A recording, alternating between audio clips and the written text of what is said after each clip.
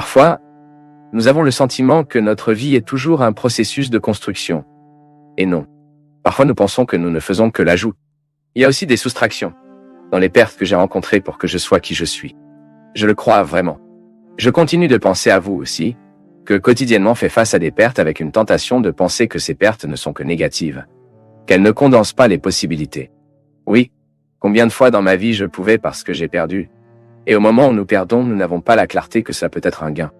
Il est intéressant de penser que Gethsemane est l'endroit où vous retirez le meilleur des fruits. Oui, si l'olive n'est pas écrasée, elle n'atteint pas l'huile d'olive qu'elle peut offrir.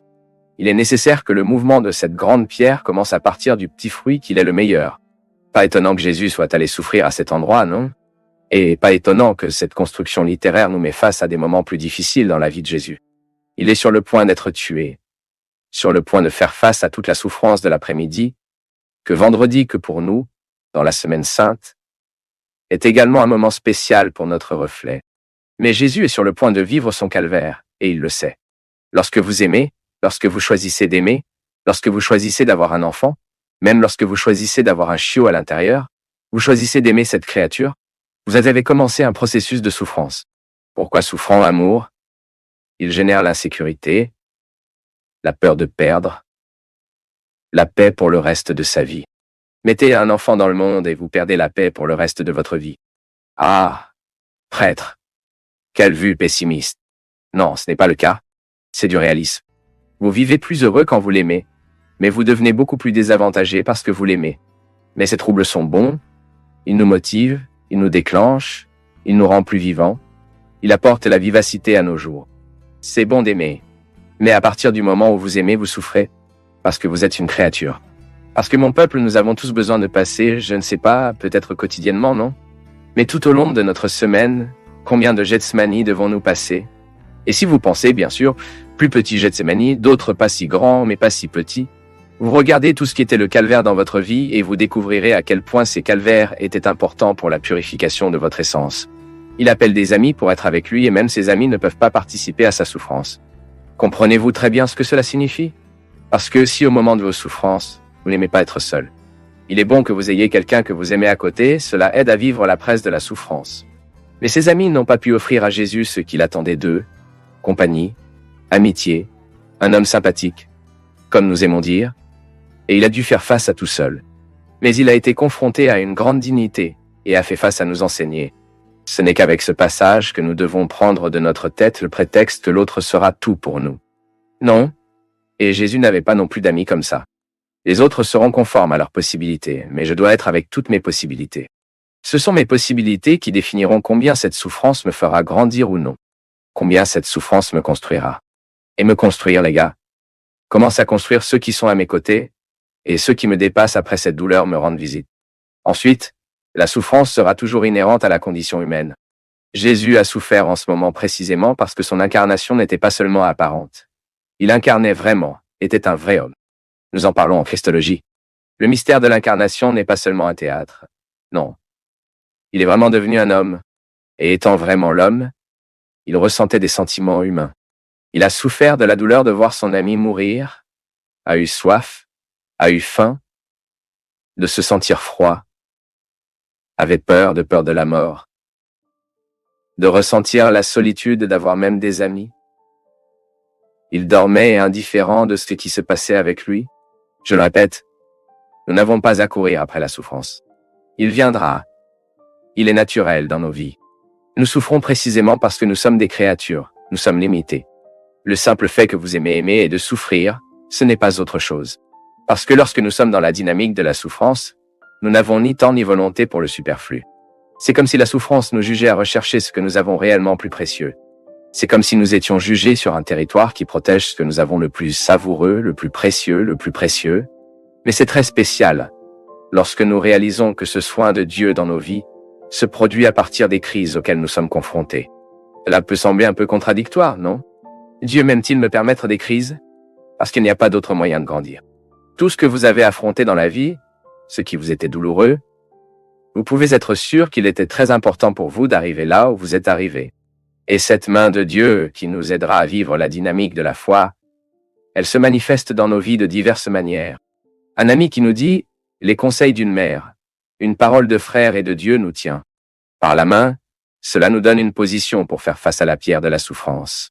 Permettre à la douleur de devenir une opportunité spéciale, à sentir que cette main de Dieu nous conduit comme ça, et qu'elle ne sera pas différente de ce que c'était pour Jésus, qui aussi au moment de sa souffrance se sentait seul, pensait qu'il avait quelqu'un à côté de lui. Non. Autant nous le voulons, autant que nous avons des gens sur le côté, la souffrance est finalement absorbée là-bas dans la solitude.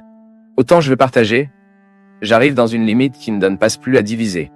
Autant que l'autre est de mon côté, c'est le mien, et j'ai besoin de tout gérer. Pour réussir l'examen d'entrée, vous devez étudier la souffrance de la vie quotidienne. Pour devenir un bon professionnel, vous devez vous consacrer aux études. Et ainsi la vie va. Ensuite, pour que vous puissiez encore améliorer votre vie professionnelle, vous devrez faire beaucoup de cours, beaucoup de spécialisations. C'est ainsi que cela fonctionne.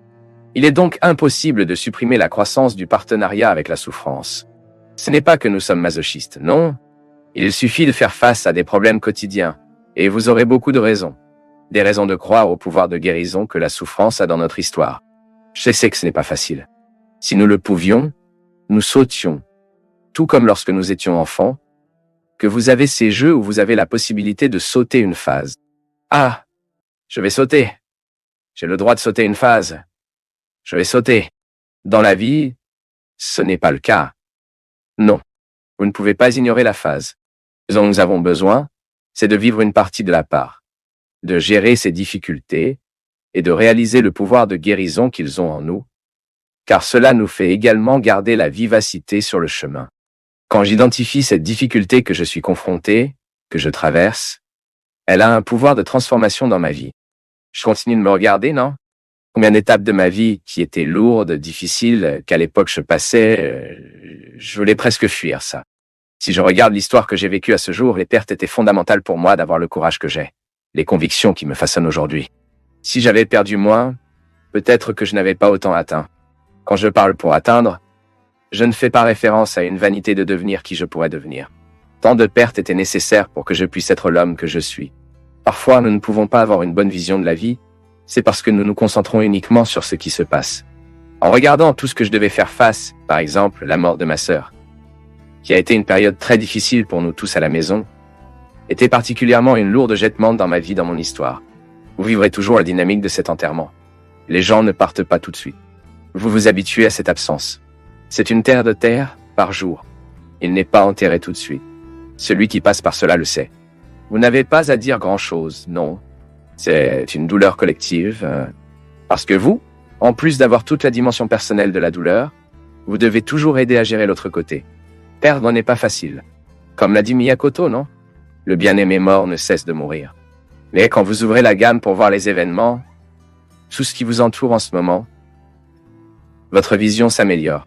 La mort de ma sœur signifie un temps d'angoisse qui est temps, bien sûr, nous sommes guéris par le temps. Aujourd'hui, je parle très naturellement de la mort de ma sœur, mais à l'époque, mon Dieu du ciel, comment cela l'a duré en moi?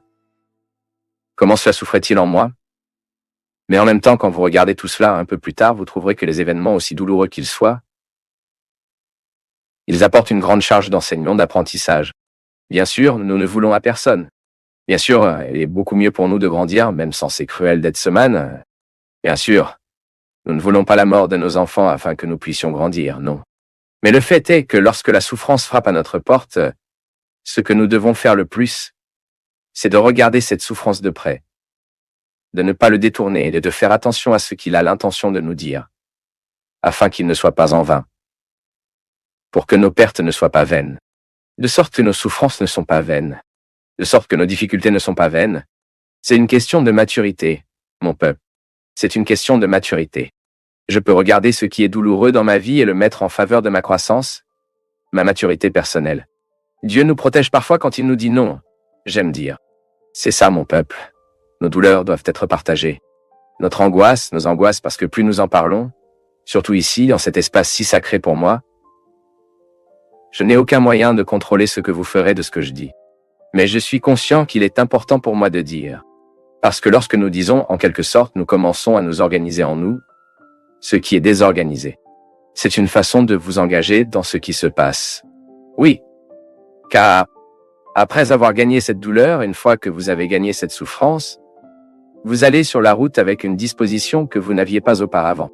Si vous prenez au sérieux le pouvoir de guérison de la souffrance, cette douleur qui vous rend visite aujourd'hui, ce qui vous laisse des catastrophes, ayez le courage de vous mettre au défi, d'aller au-delà et de vivre très sérénité et sagesse ce moment de douleur que vous avez affronté aujourd'hui. C'est sa main qui vous soutient, tout comme vous avez soutenu votre enfant. Il n'y a pas de différence. Comme Dieu a offert à Jésus, il nous offre également le courage d'aller de l'avant, de gravir la salade de la douleur, d'atteindre le calvaire et après la mort, cette résurrection. Et je ne parle pas d'une mort corporelle, non. Je parle de la mort que toutes les souffrances nous provoquent. C'est alors que, par exemple, vous êtes déçu d'une personne, meurt naturellement quelque chose à l'intérieur de toi. Mais cette déception ne peut pas vous embrasser. C'est ainsi que nous dépassons des moments de difficulté. C'est ainsi que nous grandissons en tant que gens, lorsque nous avons un regard plus large sur les réalités qui nous entourent. Lorsque vous mourrez, ce qui était autrefois si vivant en vous, vous permettez de devenir meilleur. Commencez à voir des gens avec moins d'illusions. Regardez-les avec plus de réalité. Oh, ce sera tellement mieux de vivre. Vous serez plus mature. Vous attendez moins des autres, et vous recruterez plus de vous-même. Ceux qui attendent beaucoup des autres recrutent moins sur eux-mêmes.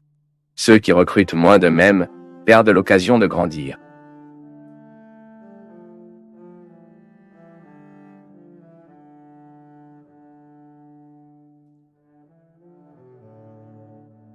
Nous du Path of Faith sommes heureux d'être avec vous en ce moment. Partagez vos perceptions sur le sujet d'aujourd'hui dans les commentaires, montrez votre soutien en aimant la vidéo et partagez-la avec vos amis.